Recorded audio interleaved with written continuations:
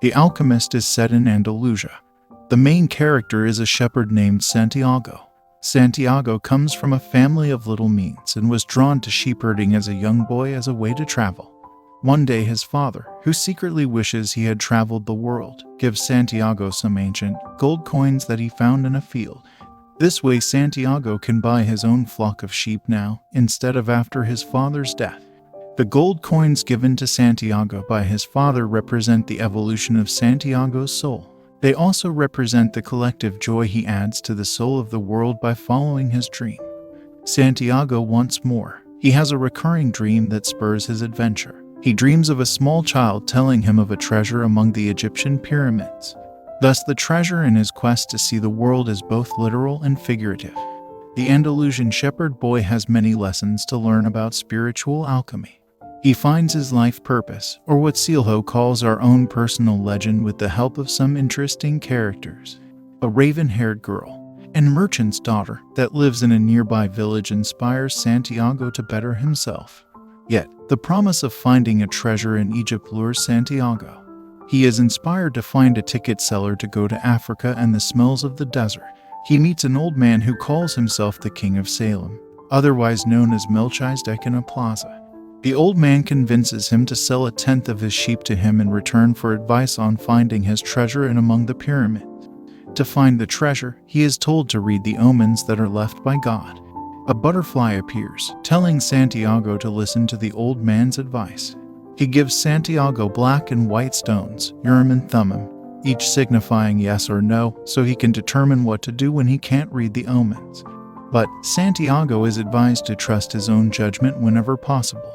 Santiago leaves his old life behind for his dreams and the treasure he dreamed of. Santiago never meets Melchizedek again, but his counsel follows him everywhere he goes.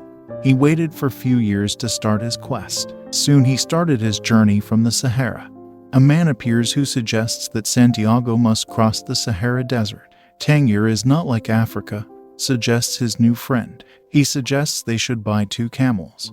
While Santiago is distracted, looking at a sword encrusted with stones at the market, his new friend steals all his money. This leaves him with only the 2 stones, Urim and Thummim. He wonders whether he should return to his homeland, now with no sheep and no money, but he decides to forge ahead in the quest of his dream and treasure. Santiago stumbles across a crystal glassware maker. He watches the infrequent comings and goings of his customers. He offers to clean the glassware in exchange for something to eat.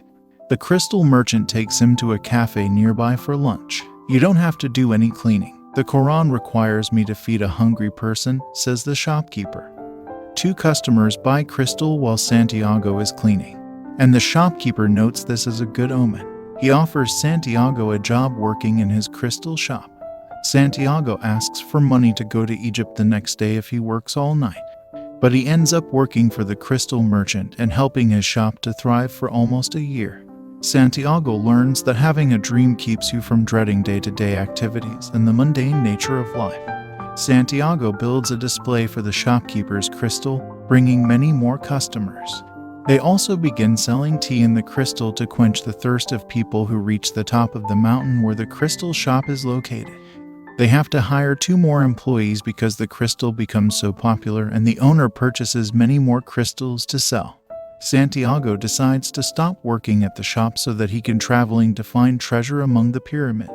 He made enough money to continue his quest. Santiago is bid farewell by the shopkeeper, who knows he won't go home to Spain. He will continue his personal legend and find his treasure in Egypt. It is the 2 stones that fall to the floor when Santiago is leaving that urge him forward. Santiago decides to cash in his earnings and continue pursuing his personal legend to find treasure at the pyramids. He joins a caravan crossing the Sahara Desert toward Egypt and meets an Englishman who is studying to become an alchemist. He learns a lot from the Englishman during the journey.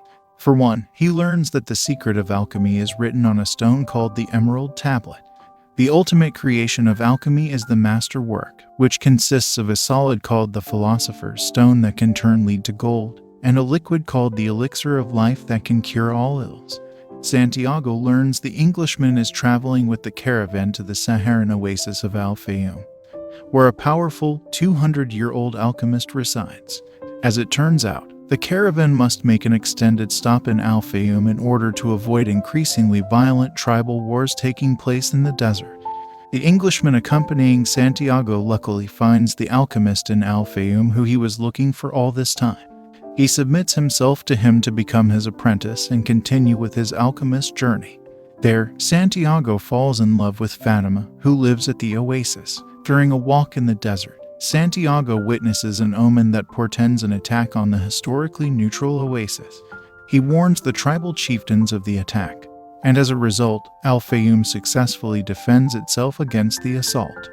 For his guts, bravery, and intelligence to defend the village from the raiders, he was given a higher rank in the village among the people. With this came money, fame, and the women he loved there. But it all had a cost, and it was short-lived. The alchemist gets word of Santiago's vision and invites Santiago on a trip into the desert, during which he teaches Santiago about the importance of listening to his heart and pursuing his personal legend.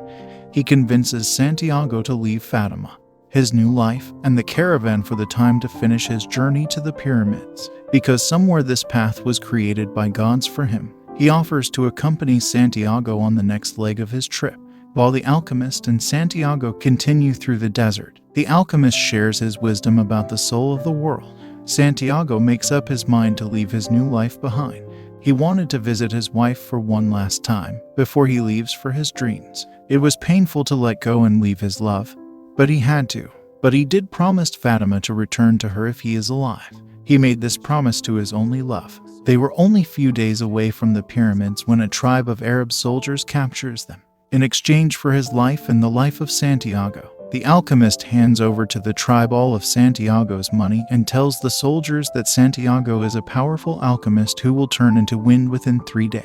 Santiago feels alarmed because he has no idea how to turn into the wind, and over the next 3 days he contemplates the desert. But the alchemist knew Santiago's ability and assured him to let the gods help him.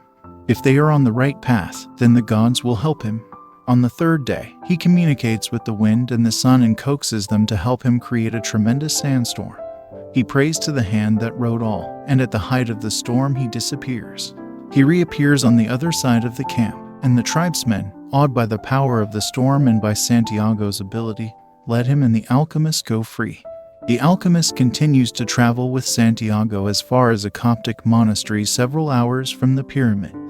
There, he demonstrates to Santiago his ability to turn lead into gold using the philosopher's stone. He gives Santiago gold and spiritual insights and sends him off. Santiago reaches the pyramids as he follows his omens. He begins digging for the treasure at the foot of the pyramids. But 2 men accost him and beat him. When Santiago speaks to them about his dream vision, they decide he must have no money and let him live. Before leaving, one of the men tries to illustrate the worthlessness of dreams by telling Santiago about his own dream. It concerns a treasure buried in an abandoned church in Spain where a sycamore tree grows. Though he travels all the way to Egypt to find his treasure, it is the journey that reveals the treasure to him. His treasure is not just a material one that he finds in the church back in his own country. It is also the rich gift he finds in his relationships with others. It includes meeting Melchizedek and working at the crystal shop. It includes the Englishman, Fatima, and the wise, old alchemist that leads him to his treasure. With all the treasures he had and all the life experiences, he decides to live his rest of his life with his only love, Fatima. He traveled to Al Fayoum to reunite with his wife, who awaits for him.